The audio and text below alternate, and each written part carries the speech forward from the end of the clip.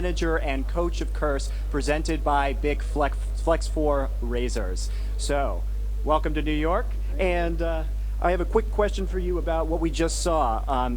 As a coach, a lot of the times here at the LAN events, we see you making calls. You're talking to St. Vicious primarily. He'll have the headphone off his ear, and you'll be whispering in it and kind of helping them out, analyze, and make calls during the game. So what's your process, and how much of a role do you have in the team kind of fight and strategy and planning as the game unfolds?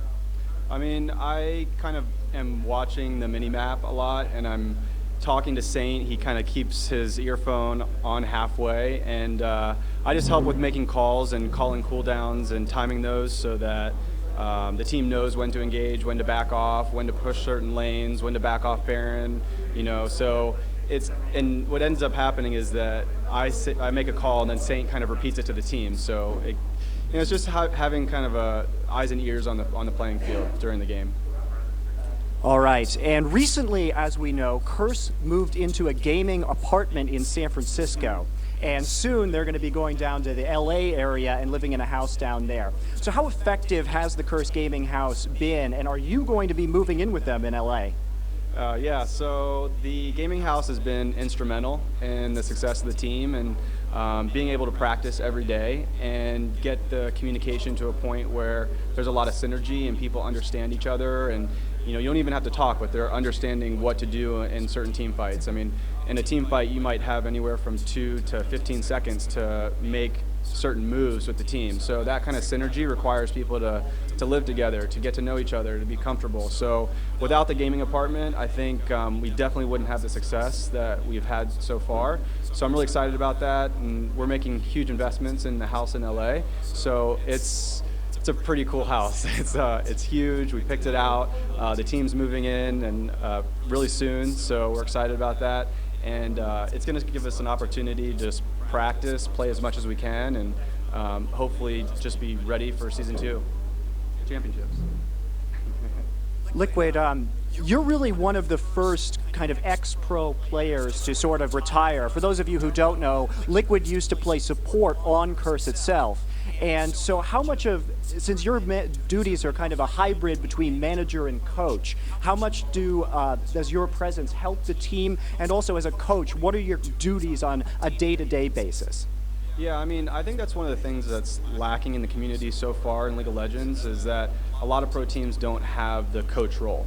And even just watching the Olympics that are going on right now, like every single athlete has a coach. I mean, it's vital to have somebody a little bit more objective that understands the game, but is less involved, is a little bit not as biased towards what needs to happen, brings that kind of objectivity to the game. And, I mentor the players, I do one-on-one sessions with them, I kind of point out their weaknesses, I look through replays and I show them what they could have done so they can study their positioning and team fights, and we talk about item builds. So it's kind of that one-on-one with each of the players and then getting them together, and we'll print off maps and we'll talk about level 1 strategies. And so it's really preparing a lot of information and giving it to the team in a way where they can kind of see their problems and learn from those and become better players. So that's kind of my role.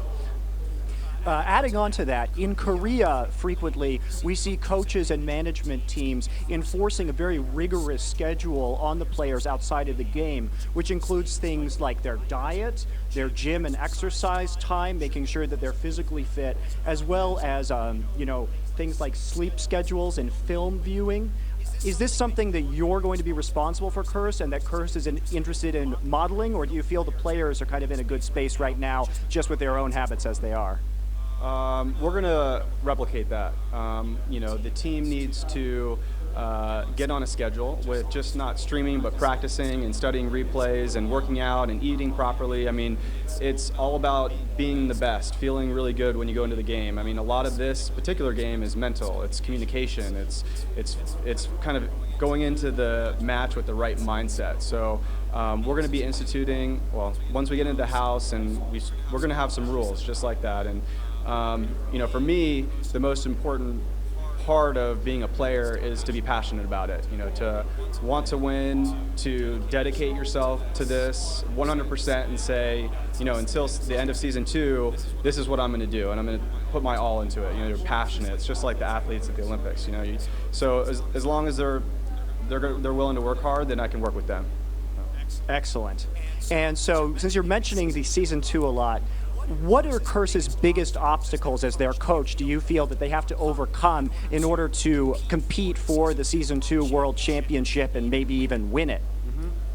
I think a lot of it is just kind of swallowing their pride a little bit. You know, these are pro players. They feel like they're kind of the best at the game, and which they are, but you know, it takes a little bit to realize your mistakes and to say that you messed up in a certain situation, and you're not going to improve unless you kind of admit those mistakes. So I just think it's kind of important for them to kind of swallow their pride a little bit and just study the game, realize their mistakes, and prepare for season 2. And I guess the biggest challenge is just beating TSM Evo and TSM, just shutting them down. Great answer. All right, guys, I'm Monte Cristo, and this has been a Bic Get Real interview with Liquid112, the coach and manager of Curse, presented by Bic Flex 4 Razors. Thanks a lot. Yep, no problem at all. And just a quick shout out to Gunner, Logitech, and TeamSpeak, our sponsors. We wouldn't be here right now if it wasn't for them. Thanks.